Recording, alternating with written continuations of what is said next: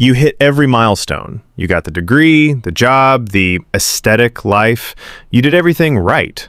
So why does it still feel like you're losing a race you never signed up for? If you grew up in the 2000s, that feeling isn't a personal failure. It's a design flaw.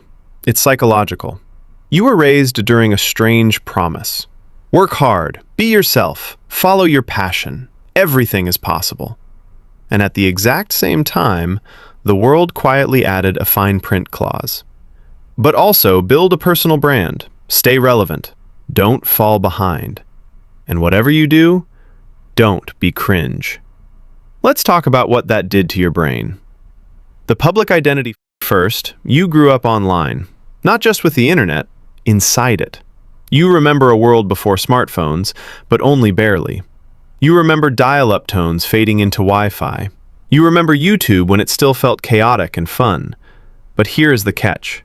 Your identity didn't develop in private. It developed publicly. Psychologists call this identity formation. It's the stage where you figure out who you are. Traditionally, humans experimented in small circles. You messed up quietly. You reinvented yourself offline. But you? Every phase had receipts.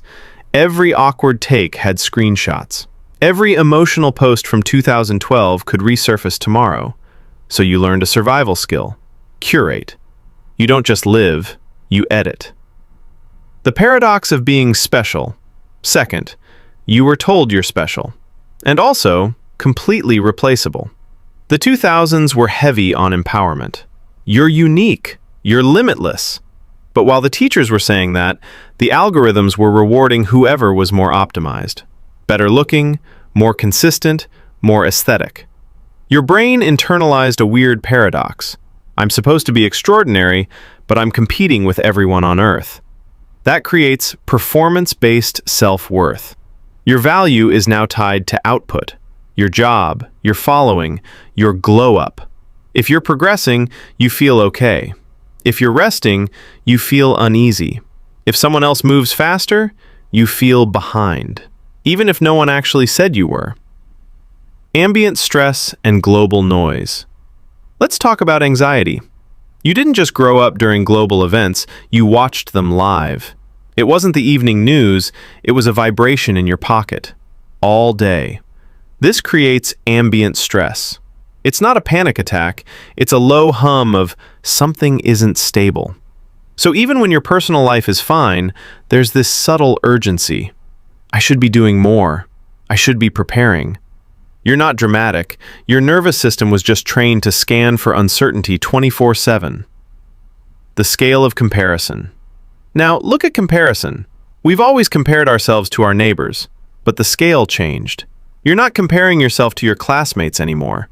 You're comparing your behind the scenes to the top 1% highlight reel of the entire world. Career wins, travel highlights, soft life aesthetics. And here's the sneaky part. Your brain doesn't process those as curated moments. It processes them as evidence. Evidence that others are ahead. Evidence that you missed a memo. The digital shield. Remember what I said about growing up publicly? It made vulnerability dangerous. If your teenage mistakes were online, you learned to be careful. You might seem open, you post, you share, but there's still a layer of control. You test how something sounds before you say it. You rewrite texts 5 times. That's not vanity, that's social conditioning. Likes meant approval. Silence felt like rejection. Comments felt like evaluation. Now, even in real-life relationships, part of you wonders, how is this being received? That is social hyper-awareness, and it is exhausting. The reframe. But here's the part people don't talk about. Growing up in this chaos made you incredibly adaptable. You watch technology change yearly. You are flexible. And flexibility is psychological resilience in disguise. You're navigating a psychological experiment no generation has ever mapped out. You learn to build an identity while being observed.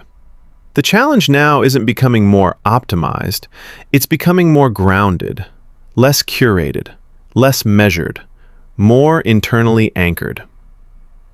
The small rebellion. It takes practice. Small rebellions. Doing something without posting it. Resting without explaining it. Choosing something because it feels right, not because it looks right. If this hit a little too accurately, that's a good thing. It means you're not too sensitive. You're just a product of an environment that you are finally starting to understand. Liking this video helps the algorithm find others who feel behind today. It's one of the few times being tracked actually does some good. And if you want to deconstruct more of these modern traps without the textbook fluff, subscribe. I want to leave you with one thought. What if the real pressure you feel isn't about success? What if it's just about being witnessed? You grew up visible. Maybe growth now looks like choosing when to be seen and when to just exist. If that makes you pause, go back to the beginning. Because that feeling of being behind, it might actually be the first sign that you're waking up.